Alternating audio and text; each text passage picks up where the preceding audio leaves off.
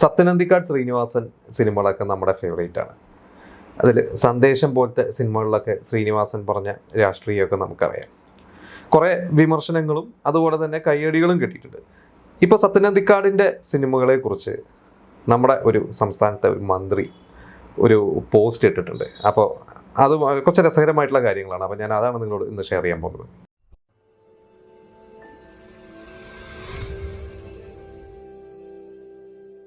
നമ്മുടെ വ്യവസായ മന്ത്രി പി രാജീവ് അദ്ദേഹം ഇന്നൊരു പോസ്റ്റ് ഇട്ടിരുന്നു. അതായത് ഹൃദയപൂർവ്വം സിനിമ സത്യനന്ദിക്കാടിൻ്റെ ഇപ്പോൾ ഓണത്തിന് റിലീസ് ചെയ്ത നമ്മുടെ ലാലേട്ടൻ അഭിനയിച്ച സൂപ്പർ ഹിറ്റായ സിനിമ ഹൃദയപൂർവ്വം സിനിമയും അതുപോലെ തന്നെ സത്യനന്ദിക്കാടിൻ്റെ പഴയ ചില സിനിമകളൊക്കെ കണക്ട് ചെയ്തിട്ട്, സത്യനന്ദിക്കാടിൻ്റെ മാത്രമല്ല വേറെ മോഹൻലാലിൻ്റെ തന്നെ കുറച്ച് സിനിമകൾ അത് ഞാൻ പറയാം. അതായത് പണ്ട് നമുക്കറിയാം വരവേൽപ്പ് എന്ന് പറയുന്ന ഒരു സിനിമ, ആ സിനിമ റിലീസായ സമയത്ത് അന്ന് അത്ര വലിയ വിജയമൊന്നും അല്ലായിരുന്നെങ്കിൽ പിന്നീട് ആ സിനിമയ്ക്ക് ഒരുപാട് ഫോളോയിങ് ഉണ്ടായിരുന്നു. പ്രത്യേകിച്ച് അന്ന് കേട്ടിട്ടുണ്ട് നമ്മുടെ വാജ്പേയി ഒക്കെ ആ സിനിമ കണ്ടിട്ടുണ്ട്, അല്ലെങ്കിൽ വാജ്പേയി ആ സിനിമ കാണിച്ചു കഴിഞ്ഞപ്പോൾ വാജ്പേയി അതിനെക്കുറിച്ച് വളരെയധികം പ്രശംസിച്ചു എന്നൊക്കെ നമ്മൾ കേട്ടിട്ടുണ്ട്.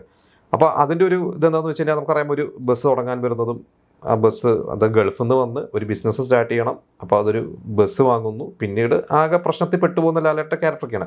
അത് ശരിക്കും ശ്രീനിവാസൻ്റെ തന്നെ റിയൽ ലൈഫിൽ നിന്ന് ഇൻസ്പയർ ചെയ്തു. ശ്രീനിവാസൻ്റെ അച്ഛൻ ഇതുപോലെ തന്നെ ഒരു ബിസിനസ് തുടങ്ങാൻ, എന്നിട്ട് കുറേ തൊഴിലാളി പ്രശ്നങ്ങളൊക്കെ വന്നിട്ട് നമുക്കറിയാം ആ ഒരു സിനിമ എന്താണോ ഉദ്ദേശിച്ചത് എന്നുള്ളത് നമുക്കറിയാം. ഇതുപോലെ തന്നെയാണ് മിഥുനം എന്ന് പറയുന്ന പ്രിയദർശൻ്റെ സിനിമ. അതിലും ഈ പറഞ്ഞ രണ്ട് സിനിമകളിലും മോഹൻലാലിൻ്റെ കൂടെ ശ്രീനിവാസനും ഉണ്ട്. ശ്രീനിവാസൻ്റെ കൂടിയും അതിൻ്റെ ഭാഗമാണ്. വരവേൽപ്പിൻ്റെ സ്ക്രിപ്റ്റ് ശ്രീനിവാസനാണ്, മിഥുനത്തിലും ശ്രീനിവാസനുണ്ട്. അപ്പോൾ അതിലെങ്ങനെയാണ് നമുക്കറിയാം, ദാക്ഷാണി ബിസ്ക്കറ്റ്, ഒരു ബിസ്ക്കറ്റ് കമ്പനി തുടങ്ങാമെന്ന്, ഇതേപോലെ തന്നെ ഒരു ബിസിനസ്, മറ്റേതെങ്കിലും ഒരു ബസ്സാണെങ്കിൽ ഇതിലൊരു ബിസ്ക്കറ്റ് കമ്പനി. പക്ഷേ രണ്ടിലും കേരളത്തിൻ്റെ ഒരു അവസ്ഥയാണ് കാണിച്ചിരുന്നത്. ബിസിനസ് തുടങ്ങാൻ ഇറങ്ങിത്തിരിക്കുന്ന ഒരാൾ നേരിടേണ്ട പ്രശ്നങ്ങൾ, അതായത് ഓൾറെഡി ഇല്ലാത്ത പൈസയും കടം മേടിച്ചും ഒക്കെ പല രീതിയിൽ ബാങ്ക് ലോണൊക്കെ എടുത്തിട്ട് തുടങ്ങുന്നു, അല്ലെങ്കിൽ ഗൾഫിൽ നിന്ന് വന്നിട്ട് സമ്പാദ്യം മുഴുവൻ ഇൻവെസ്റ്റ് ചെയ്യുന്നു. പക്ഷേ എങ്ങനെയൊക്കെ ഒരു ബിസിനസ്സിനെ മുടക്കാം എന്നുള്ളതാണ് പല രാഷ്ട്രീയ പാർട്ടികളോ അല്ലെങ്കിൽ തൊഴിലാളികളോ ഒക്കെ ശ്രമിക്കുന്നതെന്ന രീതിയിൽ രണ്ട് സിനിമയും പറഞ്ഞു വെക്കുന്നത് അങ്ങനെയാണ്. ഈ രണ്ട് സിനിമകളിലും മോഹൻലാലിൻ്റെ കഥാപാത്രം കോടീശ്വരനൊന്നും ആവുന്നില്ല, പ്രാരബ്ധം മാറുന്നില്ല, പ്രശ്നങ്ങളോടെ തന്നെയാണ് അവസാനം വരെ പോകുന്നത്. അപ്പോൾ ഇപ്പോൾ പറഞ്ഞിരിക്കുന്ന മന്ത്രി രാജീവ് പറഞ്ഞിരിക്കുന്നത് അത് അന്നത്തെ കേരളം, ഇന്ന് കേരളം മാറി, അതായത് വ്യവസായ സൗഹൃദമായി മാറി കേരളം. ഇന്ന് ഒരു ബിസിനസ് തുടങ്ങാൻ യാതൊരു ബുദ്ധിമുട്ടില്ല.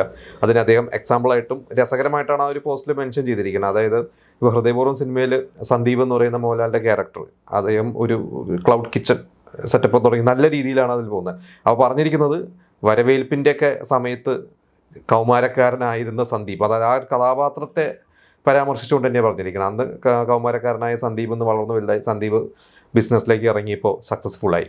അന്ന് ഈ പറയുന്ന മിഥുനത്തിലെ കഥാപാത്രത്തിനും അതിൽ ഒന്ന് മുരളി, വരവേൽപ്പ് മുരളി, മറ്റേത് സേതുമാധവൻ, സേതുവാണ് മിഥുനം. അവർ രണ്ടുപേർക്കും പ്രത്യേകിച്ച് വരവേൽപ്പിലെ മുരളിക്ക് അറിയാത്ത ബിസിനസ്, അതായത് ബസ് മുതലാളി ആവണമെങ്കിൽ, അല്ലെങ്കിൽ ഒരു ബസ് സ്വന്തമായിട്ട് മേടിച്ച് ആ ഒരു ബിസിനസ്സിലോട്ട് ഇറങ്ങണമെങ്കിൽ, അല്ലെങ്കിൽ ആ ഒരു മേഖലയിലോട്ട് ഇറങ്ങണമെങ്കിൽ അതിനെക്കുറിച്ച് പഠിക്കണം.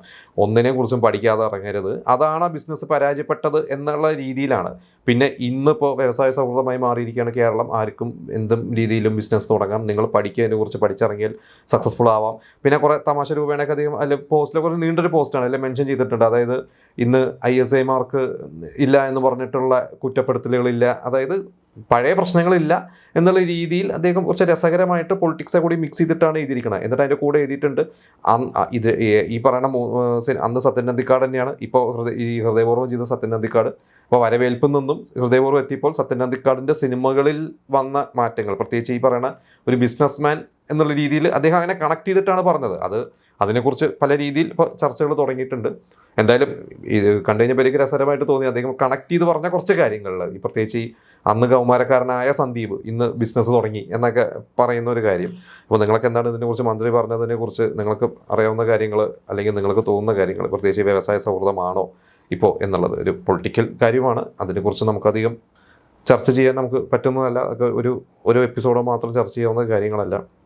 എന്തായാലും ഹൃദയപൂർവ്വം സിനിമ വീണ്ടും എന്തായാലും കൈനീട്ടി പ്രേക്ഷകർ സ്വീകരിച്ചിരിക്കുന്ന സത്യനന്ദിക്കാട് അത്രയും വർഷമായിട്ട് ഇപ്പോഴും നിലനിന്ന് പോകുക എന്ന് പറയുന്നത് അദ്ദേഹത്തിൻ്റെ ഒരു പ്രത്യേകത, മിടുക്ക് തന്നെയാണ്. അദ്ദേഹത്തിൻ്റെ സ്ട്രെങ്ത് എന്താണോ അതിൽ തന്നെ അദ്ദേഹം ഫോക്കസ് ചെയ്യുന്നതുകൊണ്ട് തന്നെയാണ് വീണ്ടും ചർച്ചയാവുക എന്ന് പറയുന്നതാണ്. സിനിമകളായിരിക്കും ചെയ്യാം, പക്ഷേ ആ സിനിമ ഇപ്പോഴും ചർച്ചയാവുന്നു. അതായത് അദ്ദേഹം 30 വർഷം 35 വർഷം മുമ്പ് സിനിമകൾ ചെയ്തപ്പോൾ ആ സിനിമ അന്നും ചർച്ചയായി, പിന്നെയും ചർച്ചയാവുന്നു. ഇന്ന് ഒരു സിനിമ ചെയ്യുമ്പോൾ അതും ചർച്ചയാവുക എന്ന് പറയുന്നതൊക്കെ ഒരു വലിയ കാര്യം തന്നെയാണ്. അപ്പോൾ മറ്റൊരു സത്യൻ്റെ അന്തിക്കാട് മോഹൻലാൽ കൂട്ടുകെട്ടിൽ ഇനി വീണ്ടും ഒരു സിനിമ വരുമോ എന്നുള്ളത് നമ്മൾ നോക്കാം. പേഴ്സണലി ഞാൻ വെയിറ്റ് ചെയ്യുന്നത് മമ്മൂക്കയായിട്ടുള്ള സിനിമയാണ്. അതിന് മുമ്പ് പറഞ്ഞാൽ കോവിഡ് സമയത്ത് പ്ലാൻ ചെയ്തിരുന്നു സത്യൻ്റെ അന്തിക്കാട്, അത് പക്ഷേ നടന്നില്ല.